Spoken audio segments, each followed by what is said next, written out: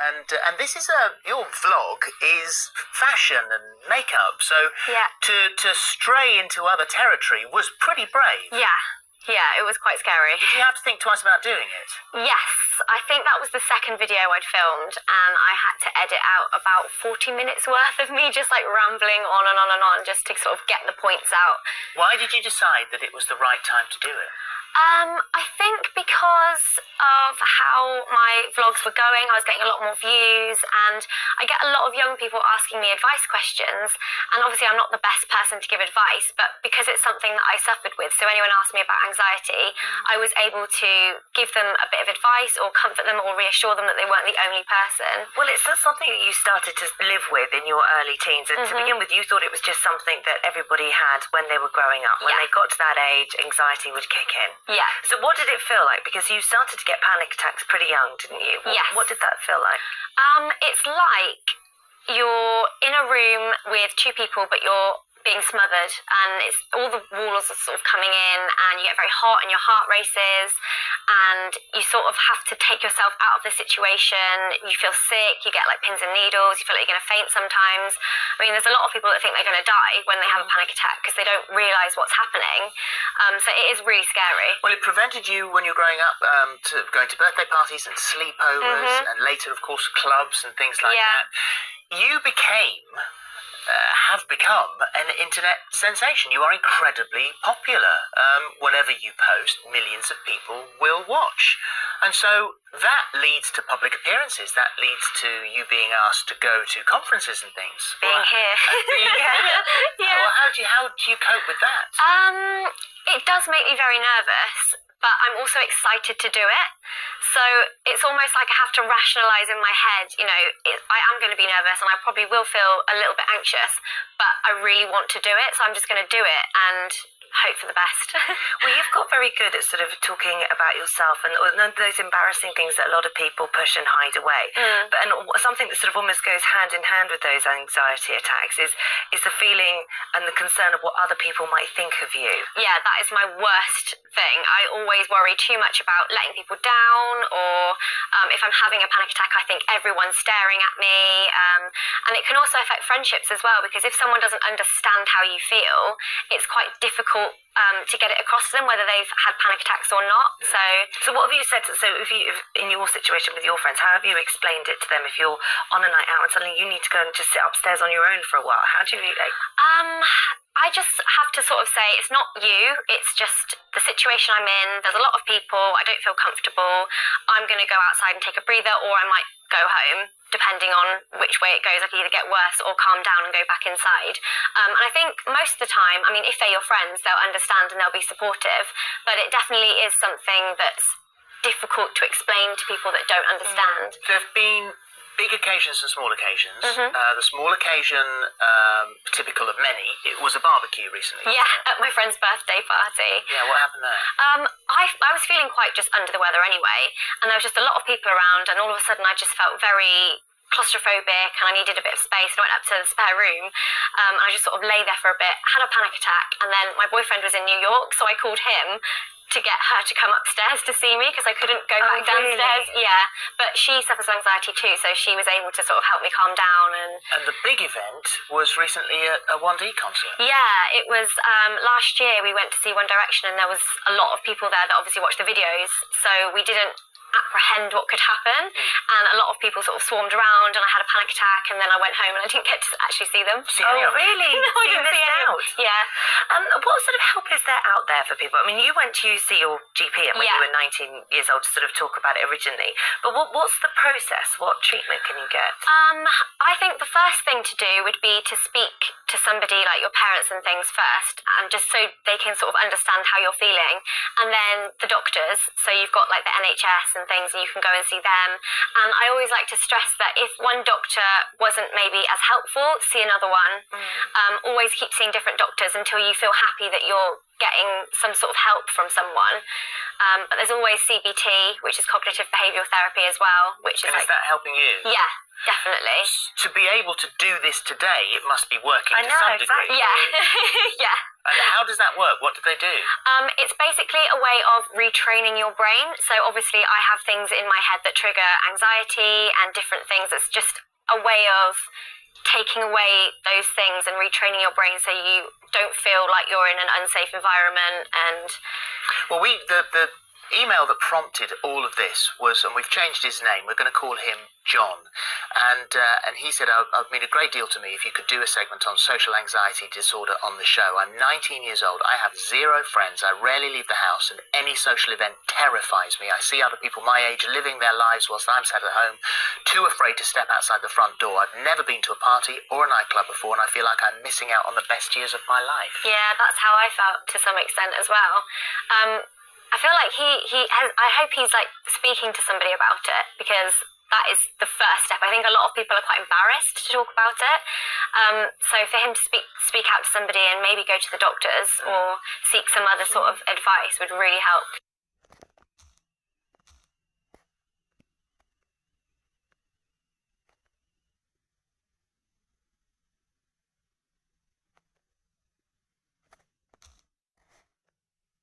Darlin was found terribly injured. Her back leg had been severed. Our rescue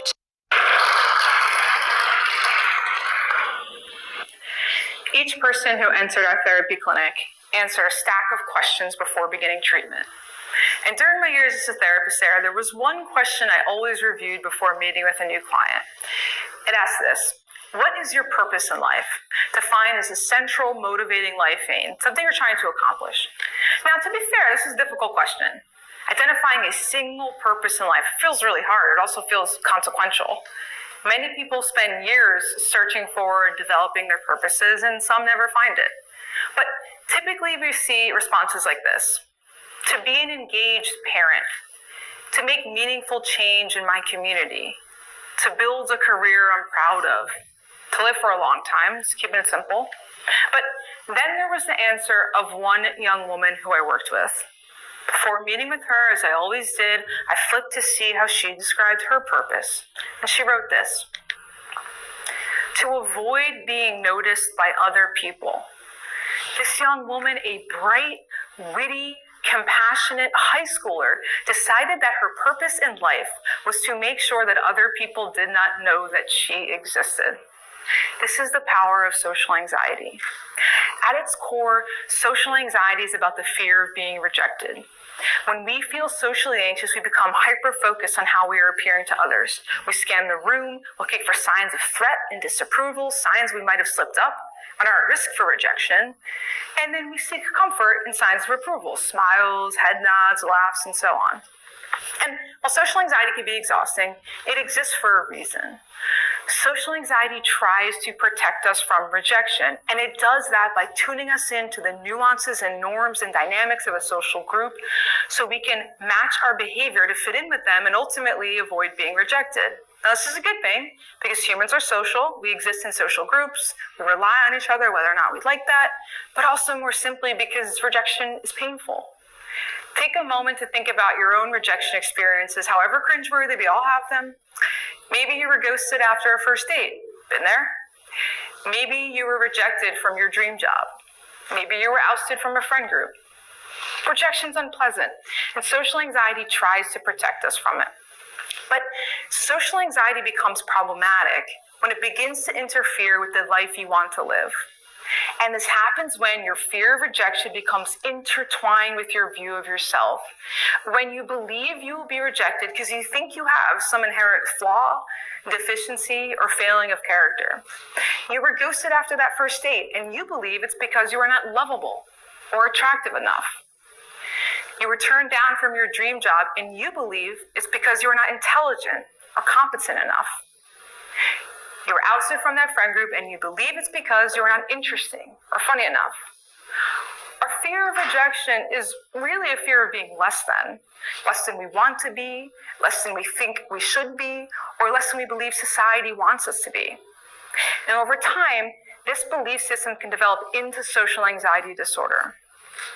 When a person has social anxiety disorder, they become overly concerned about other people scrutinizing them, evaluating them harshly, and ultimately rejecting them. So much so that they begin to construct their lives around avoiding rejection. Because if you can avoid being noticed by other people, then those people have fewer data points on which to reject you. Now, social anxiety disorder is one of the most common mental illnesses in the world. Many estimates put it second only to depression. In the United States alone, more than 12% of Americans at some point in their lives will have diagnosable social anxiety disorder.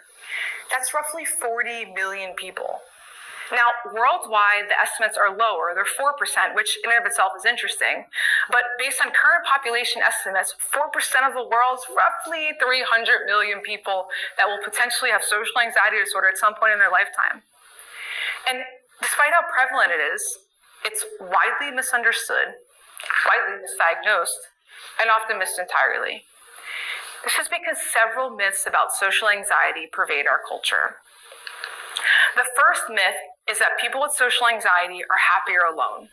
The stereotype of someone with social anxiety is a recluse who'd rather be hiding away alone in their bedroom than out interacting with the world. And this is simply not true. In research conducted in my lab, we find that people with social anxiety disorder desire strong, healthy, intimate relationships to the same degree as those without mental illness. And they do socialize, they're not robotic aliens. And when they socialize, they often enjoy doing so. In fact, when we ask people with social anxiety how happy they are, they report feeling happier when they are with other people than when they're alone. This is because not all social interactions are stressful. Maybe someone feels socially anxious with friends, but not their romantic partner. Or they feel anxious with strangers and acquaintances, but not people like their neighbors or coworkers. So even though some interactions are stressful, people with social anxiety are not devoid of the basic desire for human connection. They just have trouble obtaining it in certain situations with certain people. Okay, so maybe then people with social anxiety do socialize, and when they do, they enjoy it, but it's with a small, tight-knit group of people. And really, social anxiety is about avoiding the spotlight. And this is the second myth. Social anxiety is not necessarily about a fear of public performance. While this is true of some people, other people with social anxiety find performing in front of others less anxiety-provoking than smaller, more intimate conversations, like where they have to carry a conversation one-on-one. Many people with social anxiety excel in careers that are intertwined with social evaluation and social performance. Modeling, acting, sports. In May of 2021, Naomi Osaka declined to participate in press conferences of the French Open. She courageously and preemptively shared that they exacerbated her social anxiety. Shortly thereafter, she received a wave of public backlash and scrutiny. She goes on to play her first match, of course wins, and then she withdraws from the French Open. Many people were perplexed about how someone could have social anxiety and also be the number one ranked tennis player in the world, lead a fashion campaign with Nike, good choice, and on the cover of Sports Illustrated in a swimsuit. In an interview the year prior in discussing her social anxiety, Osaka explained, "On the court is completely different. I love playing at Arthur Ashe because it's the biggest stadium and you feel the rumble of the crowd. You kind of feel like a gladiator because it's super big, quote, and there are so many people watching your match. But off the court, if I was ever thrown into a situation where I had to speak in front of 100 people, I feel like I would start shaking." There is no one-size-fits-all profile of social anxiety. Just like people who are depressed have different collections of symptoms at different times for different reasons, social anxiety looks different in different people. And last, and maybe the most problematic myth, that social anxiety is fleeting and harmless. Social anxiety is not just something you grow out of. It doesn't magically disappear when you graduate middle school or high school. Without intervention, many people struggle with social anxiety for years, for decades. And social anxiety can influence every aspect of a person's life. It can influence the hobbies they choose, maybe opting for solo activities like reading, writing, rather than things like team sports. It can influence the careers people pursue, maybe opting for careers with more individual, like computer time, versus things like sales or customer service. And social anxiety can influence people's everyday lives. Ricky Williams, star NFL running back, Heisman-winning running back, dazzled millions of people on the football field every week. And yet he shared that he struggled with social anxiety, and because of it, he had difficulty interacting with teammates, running everyday errands where he'd have to interact with people, and even interacting with his own daughter. The real tragedy of social anxiety is that it robs individuals of their greatest resource, other people. Other people help us overcome adversity, like recovering from illness or after you bomb a job interview. Other people help us celebrate milestones like showing up to the birth of our child or a wedding or a graduation.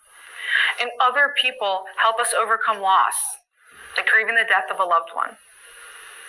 Our fear of rejection gets in the way of obtaining and appreciating the benefits of being accepted, the benefits of other people. And in our modern world, it is harder than ever to manage social anxiety. Cold, wet, and frightened. So many donkeys.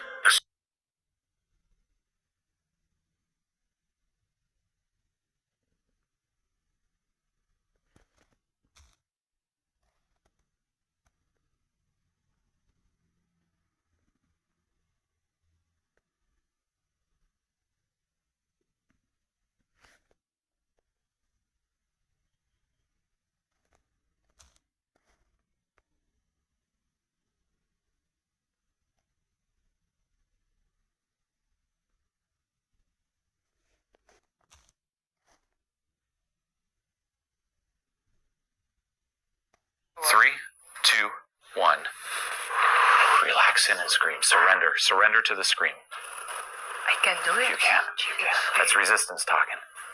Yeah, I can do it. Do you know what you sound like when you scream top of your lungs? Yeah, I just did it today. But I don't know why it's not working. Judgment, attachment to approval, fear of disapproval. That's why. Go.